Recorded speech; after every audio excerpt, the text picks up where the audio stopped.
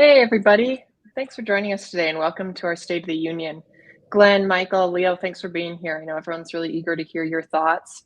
So with that, let me welcome Glenn Sanford, of course, our CEO and founder, Michael Valdez, our Chief Growth Officer, and Leo Pareja, our Chief Strategy Officer. And they're going to share some prepared remarks with us about the State of the Union, the industry, and EXP and how we're fitting into that.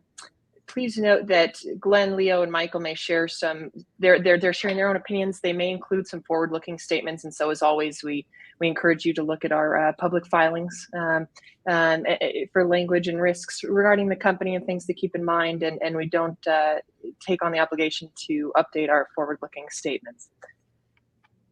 I also want to direct people to our Q&A feed here. If you have any questions as Michael, Leo, and Glenn are talking, feel free to put your question in the chat. I'm going to give them to Glenn, Michael, and Leo after they share their thoughts, and they're going to go ahead and try and get through as many questions as we can. All right, with that, I'll turn it over to you, Glenn. Okay, awesome. And that's on the YouTube, so you have to actually ask the questions on YouTube, if I'm not mistaken. Is that correct? That's where you're monitoring the questions?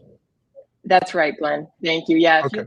If anyone listening wants to put their questions into YouTube. Okay, awesome.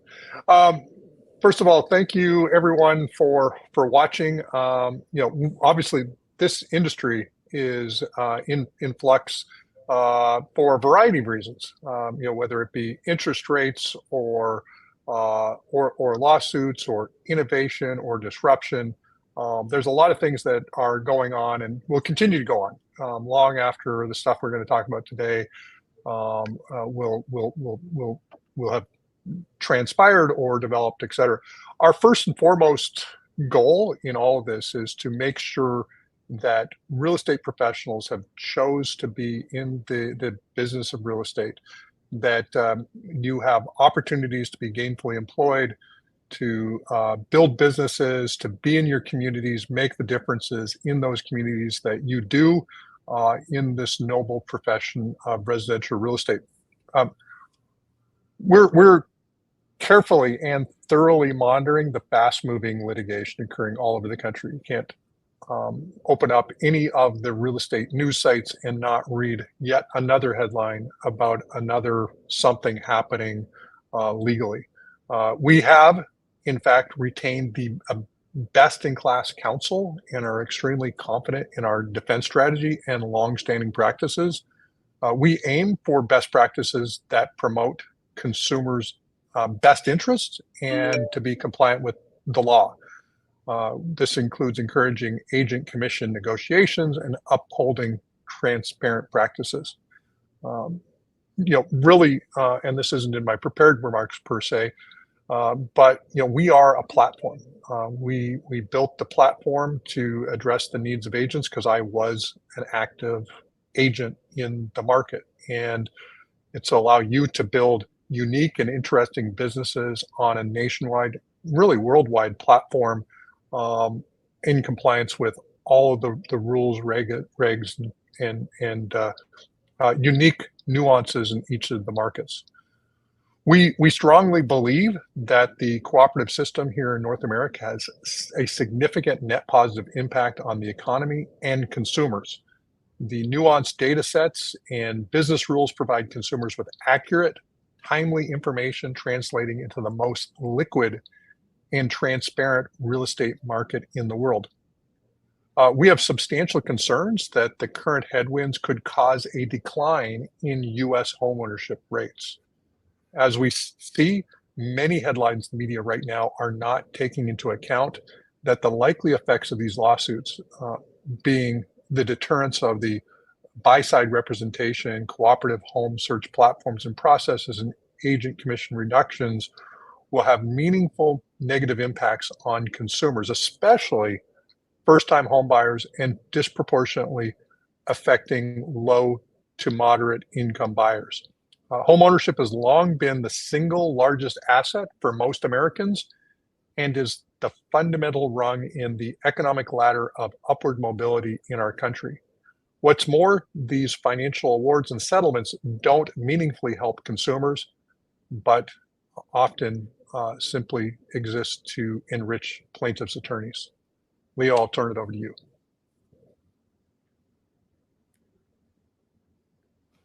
And Leo, your mic is muted.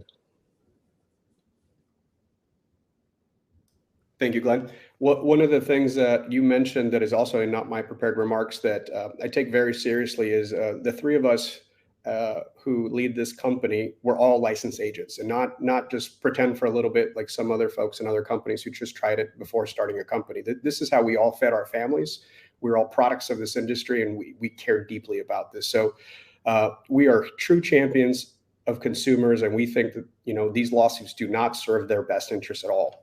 However, we're very confident that we're best situated to deal with this due to EXP's agile model. It's resilient. Glenn launched this company during a financial crisis, and it's built to weather change. We have an asset-light model that allows us to scale up and down and adjust to any condition faster and easier than any of our competitors. Our strong cash flow profile enables us to pursue an ambitious and innovative agent-centric model. We're fully scaled across the United States. Don't forget, we are publicly traded, which gives us easier access to capital through debt and equity. And we truly believe that we're better situated than any of our counterparts who are substantially over-leveraged with debt at this moment. In these plaintiffs' actions, they've not alleged that individual agents were co-conspirators, nor could they sue our agent teams, as our agent teams are not legal entities. I'm not saying that doesn't go for other business models, but the way we're structured. To date, plaintiffs have gone after brokerage license holders, including independent teams at franchises. With that said, agents of EXP benefit from EXP's agile business model, positive cash flow, and agent-centric commitment with our long-standing practice and policy of ethical and compliant negotiations. With that, I'll hand it over to Michael. Thank you, Leo. And we are, as Leo said, we're part of this industry. We were always a part of this industry. We just got back from doing regional rallies, 29 of them across the country, including some in Canada as well. These questions kept coming up. We are part of this community. Leo, you've mentioned the model a few times. We are incredibly confident in our model, in our ability to support the most productive agents and teams who will continue to deliver important value to consumers in the most important transaction of their lives. That doesn't change, right? It's important to remember that historically speaking, 4 to 7 million Americans sell homes every year. And the vast majority of these consumers prefer to have an expert represent them. We strongly support the National Association of Realtors, as they indicated that they're going to appeal, and we agree with their defense and its merits. The reality is that the potential outcomes of the litigation or injunctive actions could have far-reaching consequences that are not in the consumer's best interests, and we are being overlooked by the current headlines. Now, with those prepared statements, we just want to open it up to all of you. We want to be here to be transparent, to answer your questions, to ease any concerns and fears you might have by the headlines that, as Glenn said, seems to be changing and updating hourly. So with that, we'll open it up back to you, Olivia, to moderate the Q&A portion of this, and we'll do our best here. Thank you, guys. We're getting a lot of great feedback in the chat, and thanks to everyone for attending. It's fun to see how much great participation we have from all over the world, really.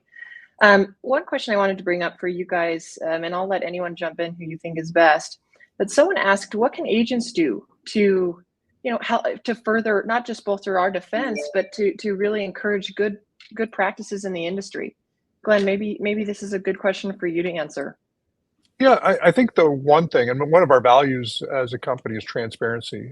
Transparency and integrity is another core value. But making sure that your buyer or seller understand the how residential real estate is conducted, who brings the money to a real estate transaction. There's always this debate as to who actually pays the commission. And I say that because the seller has historically been sort of negotiating with their listing agent to come up with a commission structure that creates traffic to their listings and ultimately gets their home sold, and hopefully in the least amount of time for the most amount of money. But the buyer is actually the one that brings the money to the transaction. So without a buyer, there is no commission being paid.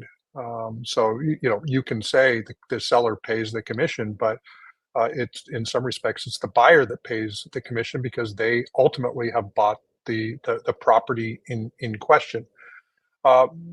When you think about it, in the future, they're going to be different conversations. But the more you can talk about it with your client, whether they be a buyer or a seller, that that this is how we get paid as individual agents, and this is the way real estate brokerages work, and these are the marketing costs that often in other parts of the world are paid up front by sellers. This is something that's really interesting. We've kind of been diving into is this, when we go into other countries, and we're operating now in 24 countries. In many countries, sellers are maybe just responsible for a listing side commission, but they're paying upfront, sometimes thousands, not tens of thousands of dollars of ongoing costs to the point of actually getting the property sold.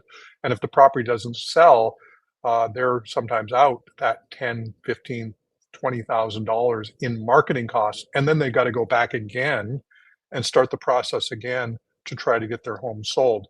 So there's the nice thing about the way it's set up currently in the US is that buyers are able to be represented by people who have their best interests, and they don't have to fundamentally say, here's what I'm willing to pay. And of course, if they're a first-time home buyer or from a as mentioned, low moderate income type of situation, they may not have the quote unquote ability to pay for that representation with a high quality agent who they would like to represent them in that purchase.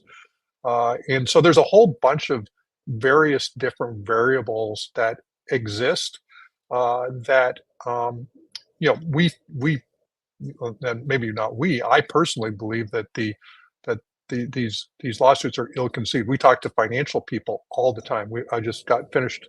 Leo and I were at this Stevens conference, and we talked to a number of investors.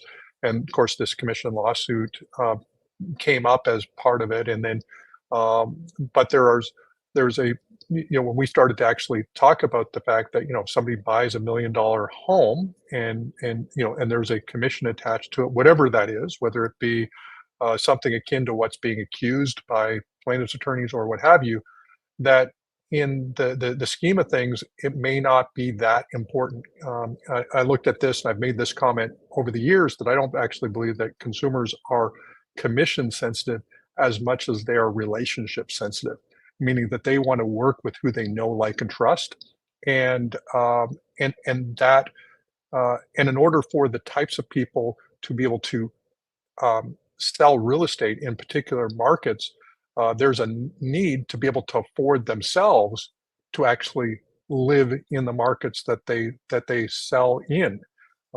And some of the arguments is, yeah, they're getting quote unquote paid too much, but in order to be in the markets that you actually serve, that sometimes means commission dollars are higher. It's not a flat fee. It's not like somebody in, not to pick on Omaha, but somebody in Omaha, Nebraska in a call center can help you for a low dollar amount to buy property in Manhattan or San Francisco or where have you. And so that's on the higher dollar.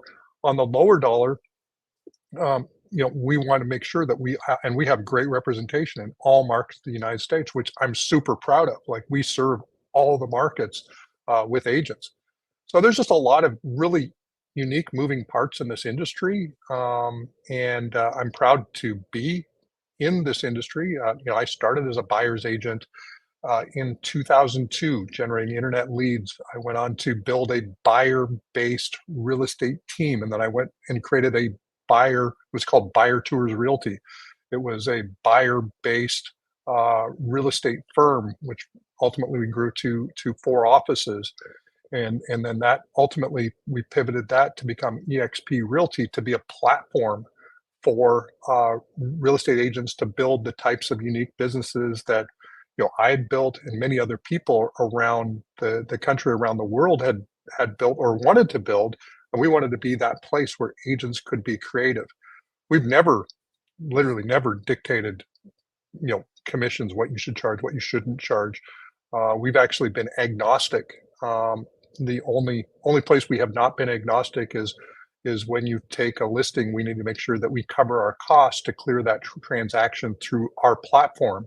And so that means that you have to pay $500 if you're a non-capped agent in as company dollar, so that we can actually clear those transactions. But that's the only policy that we've ever had that I'm aware of around commissions that need to be charged. And agents will experiment, and we've had agents experiment with different amounts, and they've come up with different ways and to think about, how do I do this and that. And we've been supportive of many different practices in real estate, and haven't taken a position of, you need to charge this in order to be a real estate professional at EXP, as long as it provided enough company dollars so that we could clear the transactions. We were fine with it, and the numbers ended up being what the numbers were, not because we dictated or mandated. In fact, that was something we chose to do from day one, is not mandate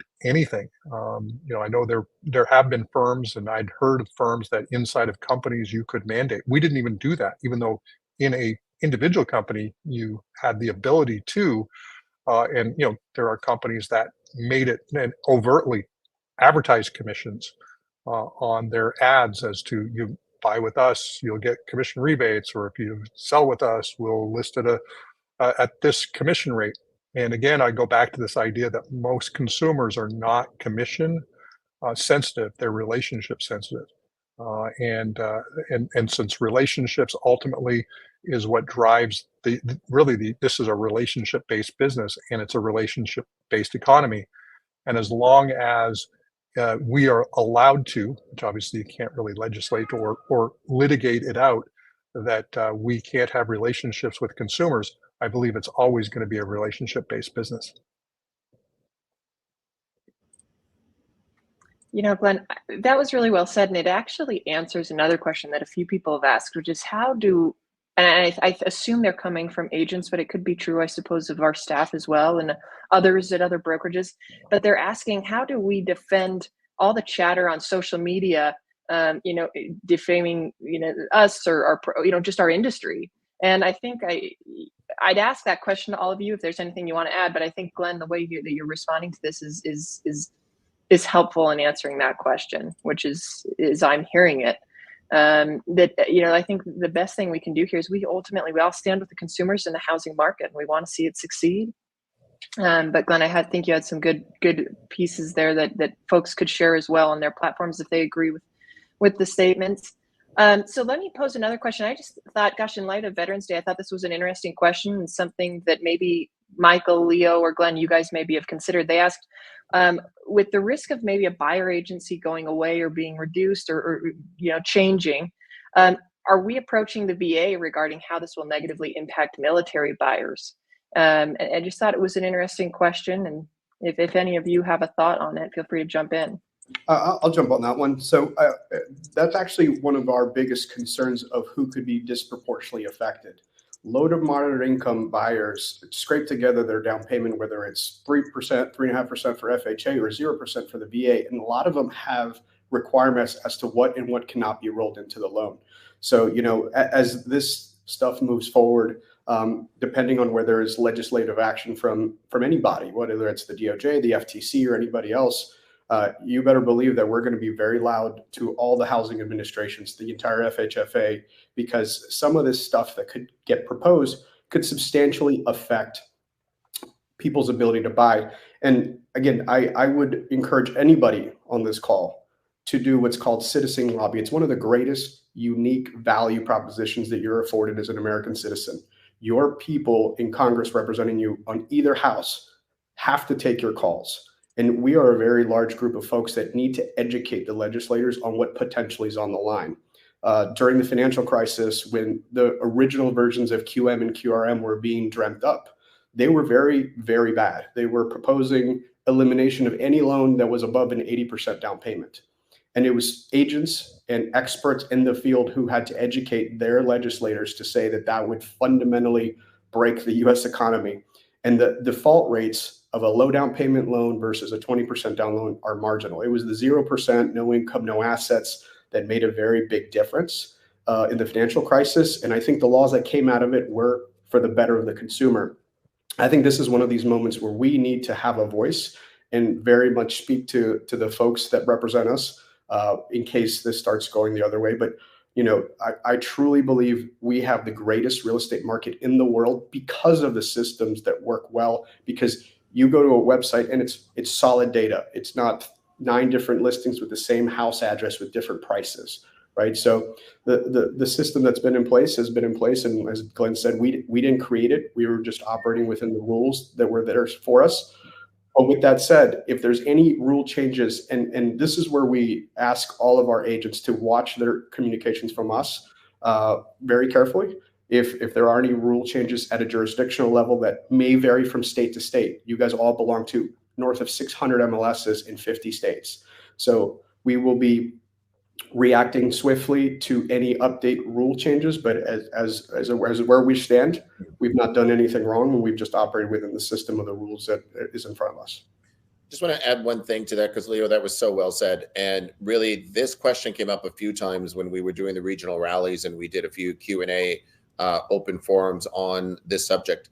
And it is what Leo is saying. We are now the largest independent in the space. We have an industry relations representative, which is Jason Gessing, our former CEO. And if there are things that affect a large number of our agents, we will be rallying. We will be having that voice for those that feel they're voiceless. You are not. You are part of this community. You are part of the largest family in our industry that is an independent real estate company. So we are looking at everything. We are hearing all of the voices, and we're rallying together as one.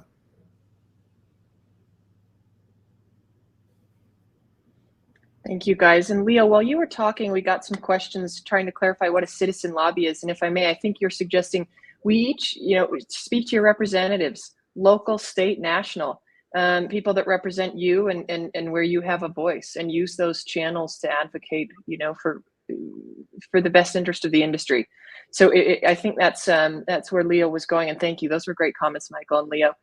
Glenn, a slightly different topic, but interesting and timely. Someone has asked a question about how do we see AI helping agents in the near future, and is there a part of this conversation that starts to dovetail with AI introduction into the industry and talking about these industry changes and shifts?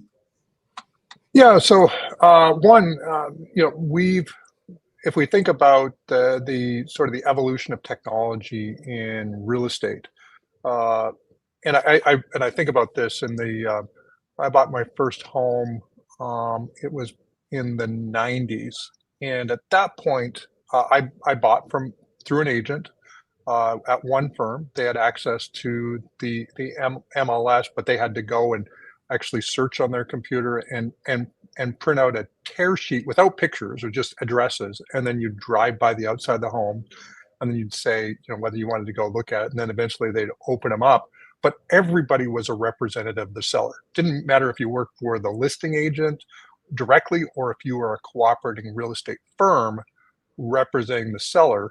You still represent the seller. So no matter what you said as a buyer at that point in time had to be reported back from your agent back to the listing agent, who would then report it back to the seller. So if you said, hey, I want to offer, at the time, fairly inexpensive home, $50,000 for the home, but I can afford $65,000 for the home.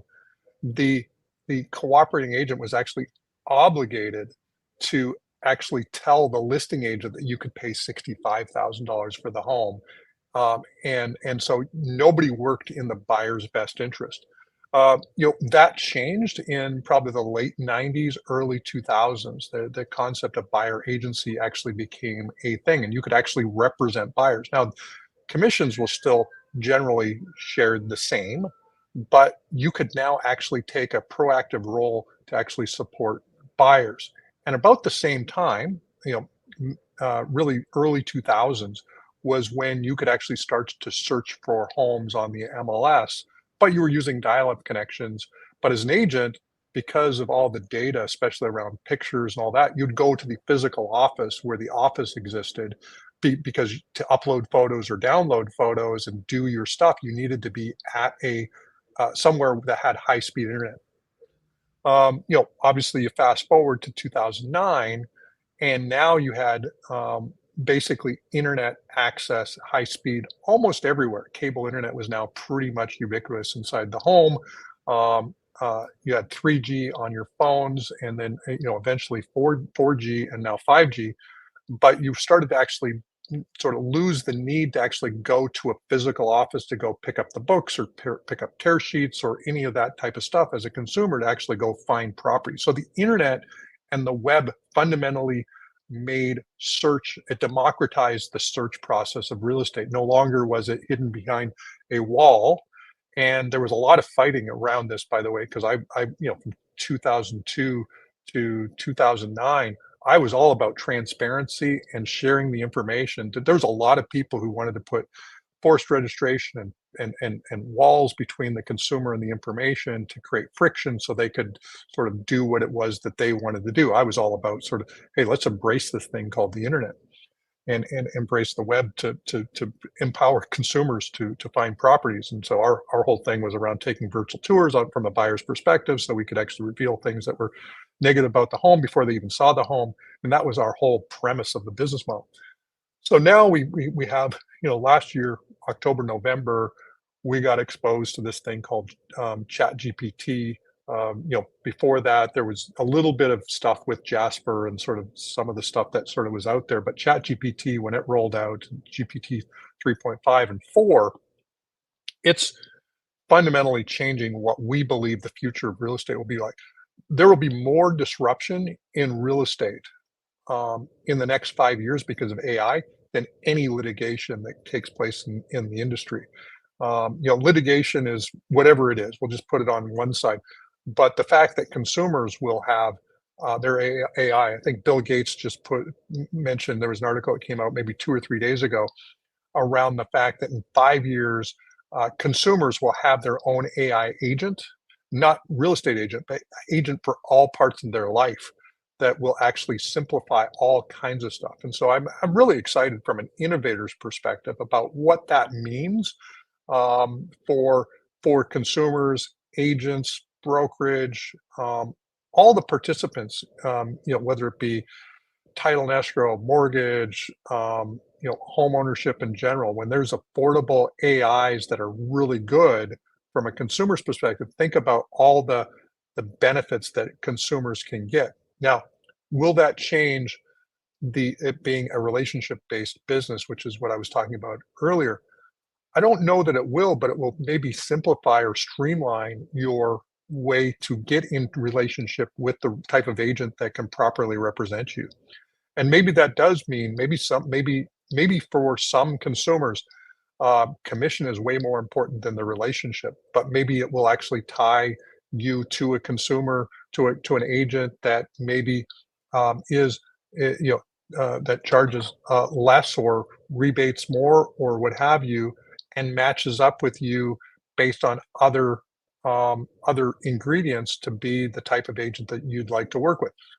It's entirely possible that AI changes the entire game, but that's innovation. That's innovation. If you think about it, since the time somebody decided that a wheel was a pretty good thing, till to the printing press, through the Babbage machine, to the first big computers that took up huge rooms, to now you've got more power in one chip on your iPhone than they had an entire data center back in the 1960s. and now AI is able to be, used, on a massive scale to do really cool stuff. It's going to change the game. Now, the flip side is I think that real estate agents are really well positioned to take advantage of AI earlier in the game. They've got access to tools like ChatGPT 4 Turbo, and they can upload, content to actually create their voice and take a knowledge base of things to learn that consumers need to know about real estate. I'm actually going to see later on tonight. I'm going to see Peter Diamandis, and there's an X Prize event here in New York City. We just finished the DA Davidson conference earlier today, Michael and I. But for the January-February issue of Success Magazine, it's our AI issue. And Peter was unavailable to actually talk to Katie, our editor-in-chief, to do the interview, but we interviewed his AI. We spent 3 hours, when I say we, it was Katie, spent 3 hours interviewing Peter's AI to actually build the article. Think about it as a real estate professional, when your customer, when your potential seller or buyer can spend hours having a conversation with you as an AI to learn all the things that you found important in the real estate process, plus the rules and regs, plus all of the mortgage information, plus all the, how properties get closed, and build that sort of relationship with your AI. So when you connect in person, they know, like, trust you, actually know how you make decisions, because all that's sort of been programmed into your AI or digital self. And you can have hundreds, if not thousands, of conversations. I had a conversation with somebody yesterday about this, maybe it was 2 days ago, that there are going to be personas, and I think about somebody like Dave Ramsey. He obviously thinks about home ownership in the context of how that all takes place, and having people be able to help you through that journey because they've built a reputation around what does it mean to be a responsible homeowner, or Grant Cardone, who talks about being an investor. And so your persona can be represented through the individual and AI. So I'm super excited about where AI is going to take us. Probably the thing that I spend more time focusing on. I did a talk at our regional rallies. I used ChatGPT to actually build me my entire flow of my conversation. I went off script almost immediately, but it was fun to actually build this stuff using what's available right now off the shelf. Thanks, Glenn. That is such a relevant part of the State of the Union, right? These lawsuits are getting a lot of airtime, but there's so many other changes that are exciting for us and our agents. So appreciate you speaking to it. I did want to note, we're seeing a lot of questions about, are we as EXP or the industry going to see changes in NAR's role, MLS's role? Are we going to see changes about agents that are, their requirement or lack thereof, whatever it may be, to be part of these groups and organizations? And the only thing I would offer, because I don't think that it's necessarily appropriate to get into on this call, but for those listening, right, I mean, we are careful not to speak to and address ongoing litigation in a way that could be concerning but on that topic, I did just want to encourage agents, to the extent these sorts of questions are trickling up for you and feel urgent or concerning, to definitely reach out to your brokers and feel free to have that conversation and share thoughts with management. As you guys know, I think Glenn said at EXP Connie, there's not a chat he hasn't answered. So I'm maybe encouraging, he's gonna kill me, right? He's gonna get flooded with messages. But I did just want to say, I think while we may not address that specifically on this call, raise a hand with the broker, reach out to management. With that said, you guys, I thought an appropriate question to cap off the discussion, and one that's come up a few times, I've seen a lot of people thumbs up it, and so I think they definitely like to get an answer. It's just, and it's to your point earlier, Leo, about citizen lobbies. Someone said, can EXP guide us on specific legislation to speak to, or are they saying, would we just call them and say protect buyer representation? So I just thought I'd ask each of you guys to give your short opinion on why you feel these lawsuits could result in negative outcomes for the industry at large, but especially for consumers. And it could maybe guide some of that dialogue for folks that are wanting to do citizen lobby activities. So I can start on that one. Actually, I do think that Carolyn Merchant and our marketing team did have some talking points regarding these lawsuits, and I know that it was posted on Workplace Chat. So we'll make sure that posted on Workplace. We'll make sure that that communication gets circulated again. But you know what's interesting? I know that Glenn had mentioned the fact that we're in 24 countries now. There is a lot of precedent that's happened in other countries where they might have had very similar things happen, where the fear of the industry changing, going away, changing in some manner that will cause people to lose their jobs, lose their livelihood. This has happened before in other countries. There used to be a system where both buyer and seller compensation was really prevalent. One that comes to mind is Australia. Buyer representation did change in Australia, but they have an incredibly vibrant industry. Things adapted, people adapt. We are the most agile company out there in this industry. As Glenn said, we're the largest independent in North America. We're the largest independent in this industry. We are becoming very agile. And so we will respond to whatever things are put in front of us. And so going back to the statement that Glenn had said earlier, the focus we should have is relational. The focus we should have is on our clients and what we do on a day-to-day to make sure that we are serving our clients in what is their most important purchase in their lives.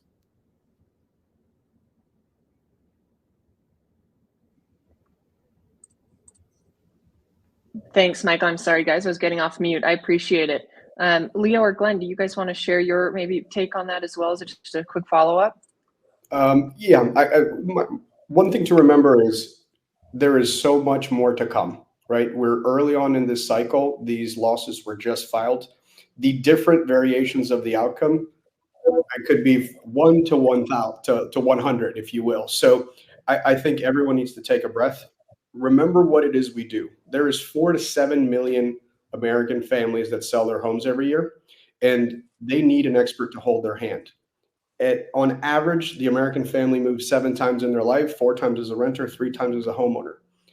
What we do is a highly infrequent, very expensive and emotional transaction. And as disruption has attempted to completely remove the agent in the past, what everyone's found out is when it comes to it, people look for an expert. People look for someone who's gone down this road and delivers a lot of value in their life. And that's why year over year over year, the percentage of folks who choose to list with an agent versus for sale by owner or choose buyer representation, which currently today is not required in any way. You know, you can go buy anything off of the MLS and contact the listing agent directly. So I think by large, you know, folks vote with their behavior, and it is important that agents are able to communicate it, right? So again, there's lots of questions of how will we adjust. We are reacting to requirement changes real time. It might affect some of you if there's no updates to agreements or terms or processes of doing things in your local market. And again, we're here as a platform to support you guys. We provide rules of engagement to keep you compliant within the states that we do business in. And outside of that, we're not here to dictate your model. There could be multiple models, whether someone wants to rebate a commission or do a flat fee or, you know, however you choose to structure your business. We're here to support you, to allow you to build your entrepreneurial dream while servicing the people that trust you every day. I think Leo, you definitely addressed and Michael addressed most all of it. The other thing, and I do get to obviously visit because of the international nature of the company. You know, if you look at other countries, whether it be the UK, it takes an average of 3 to 6 months to sell a home. You know, and you look at a lot of these countries, like we've actually streamlined and created the smoothest marketplace. Now, I just say we created that because we didn't create it. We are simply participants in a very efficient model for buyers and sellers. But you go into a number of countries, I mean, people will try to sell their property. They'll put it up and they'll get frustrated because their property isn't selling. You look at, all kinds of markets around the world. We've got lots of experience in Mexico because we've got agents down there and people trying to sell real estate, and there's not a transparent system, and so they're offering, we get people saying we'll give you 10% to bring buyers to our properties to sell our product down here. We don't, I mean, that's not something we do like from the US, but you look at other parts of the world and it's a really crazy thing to think about what these less ubiquitous markets look like. It becomes really inefficient for both the buyers and sellers in a lot of markets around the world. So it's perfect? Absolutely not. But there is no market around the world that remotely resembles perfect. And I think that's one thing that we everybody needs to keep in mind, that there is no one perfect model. And yeah, maybe there's some disruption, maybe litigation, DOJ, whatever, changes the model up somewhat. And we all need to adapt to whatever changes come our way. But I think that the North America, US and Canada specifically, benefit from all of the things that have been put in place. And it doesn't matter what product or service is being sold, there will always be a segment of that population that will complain about the cost of that product or service. And if you can put enough of those people together, anybody can sue anybody in this country.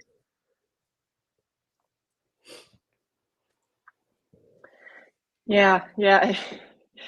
I certainly appreciate that point, Glenn. As an attorney, it is a sad reality, but it is one we're dealing with.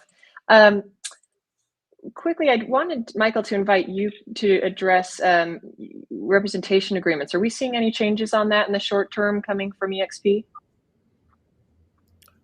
So I'm happy to do that. Yes, actually, our Holly Mayberry and VP of Global Ops has been leading the charge there. And next week, we are actually going to be releasing a buyer exclusive representation agreement that our agents across the United States can be using for that. So we are going to be releasing that just next week. And I'll just to that end, we're not mandating it. Agents can still build their businesses the way they want to build them. Like that's one of the things I want to sort of talk to. And I know we haven't talked about that particular question in advance, but I was one of those rogue agents that never used a buyer agency agreement.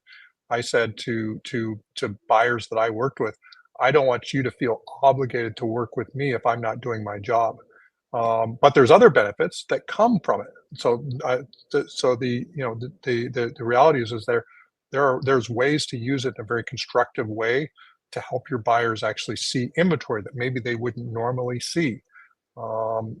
Maybe ways to get them into properties that you think might be coming on the market that may not be on the market now.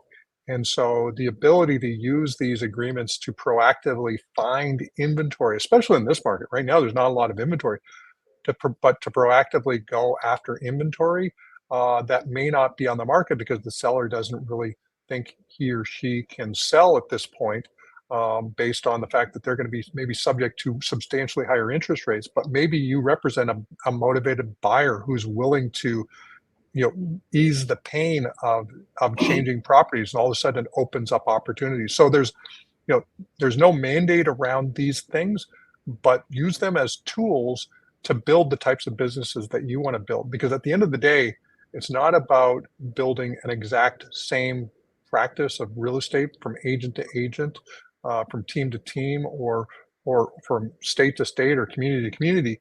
It's about adapting your business model to get a share of the marketplace by showing your unique value proposition to the marketplace. Yeah. And if I may, and Michael, this is in part my fault. I think I used the wrong term, and I just want to clarify, right? the changes you just spoke to coming down the pipe in the next week, right? This isn't a change from what we've always encouraged, Correct.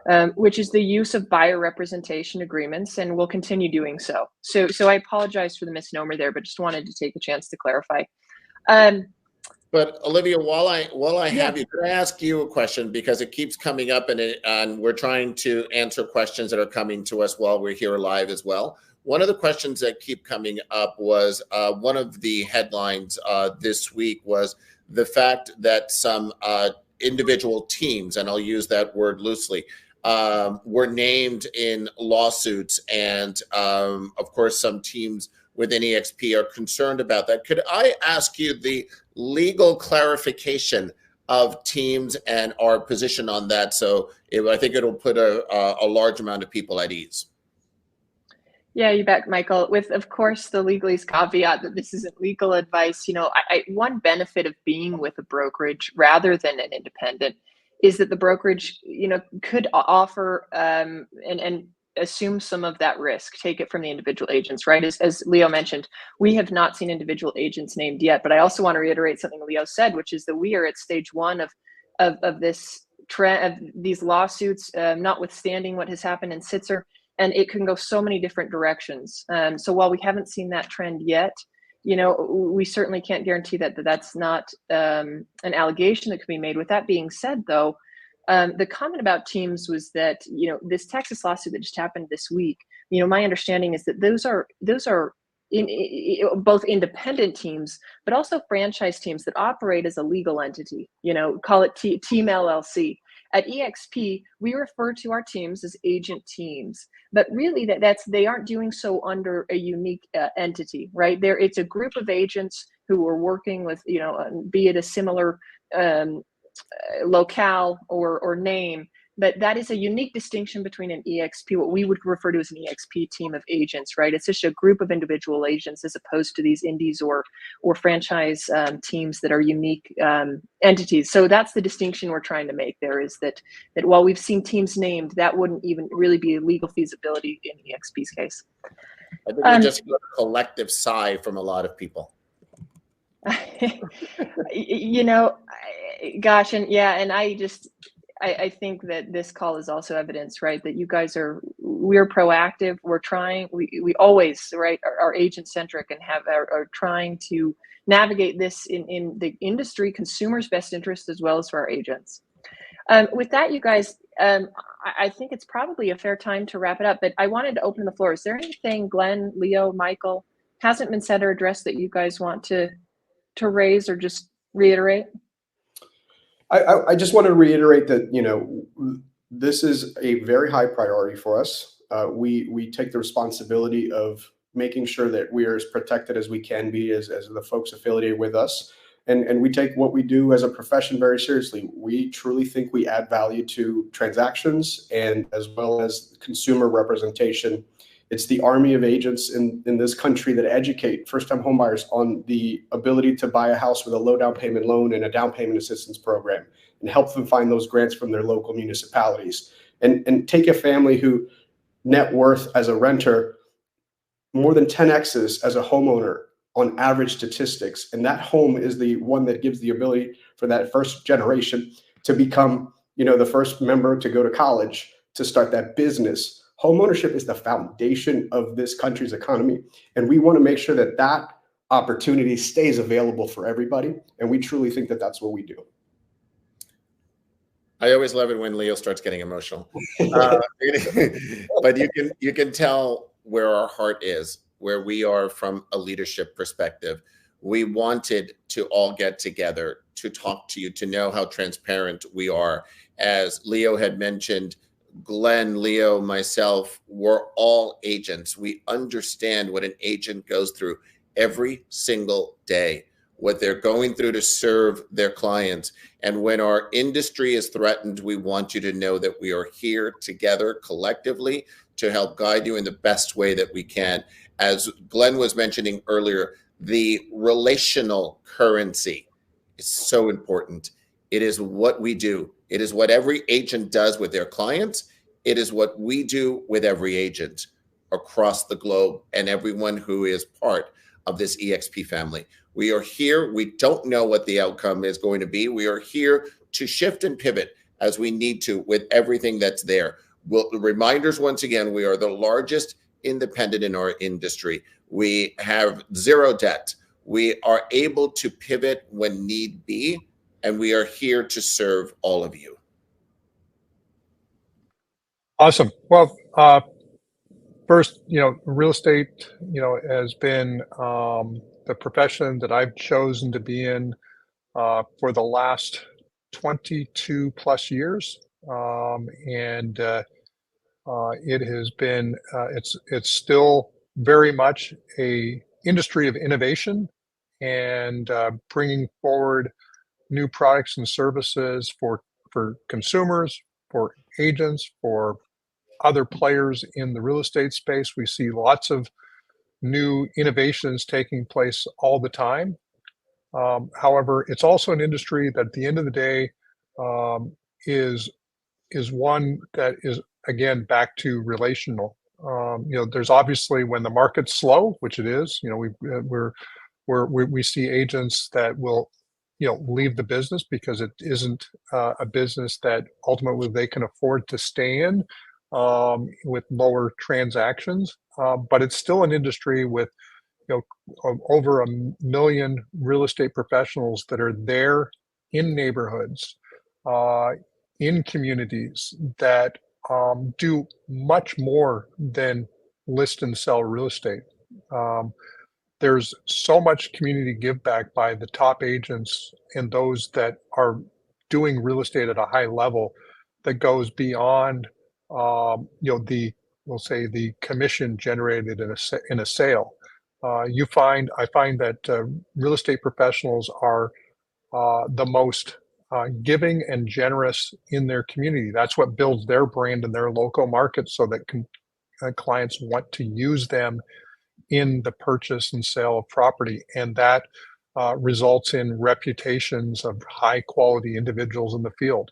And so for me, I'm still honored to be working in this industry, and honored to be working with agents that are both affiliated and non-affiliated with EXP, and share stages and have conversations and break bread and go to industry events and all of those types of things to enhance home ownership at a very high level.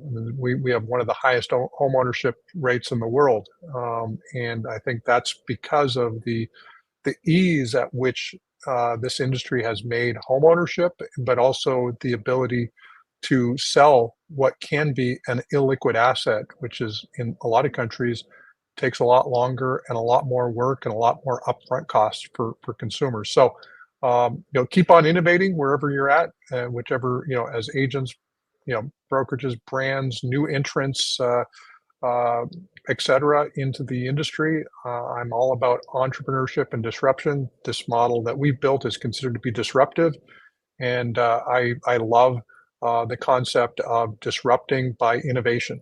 And so with that, keep on innovating, do right by your clients, and at the end of the day, I think all this will result in maybe some changes, but I don't think it's going to impact those who are providing great value in their local markets.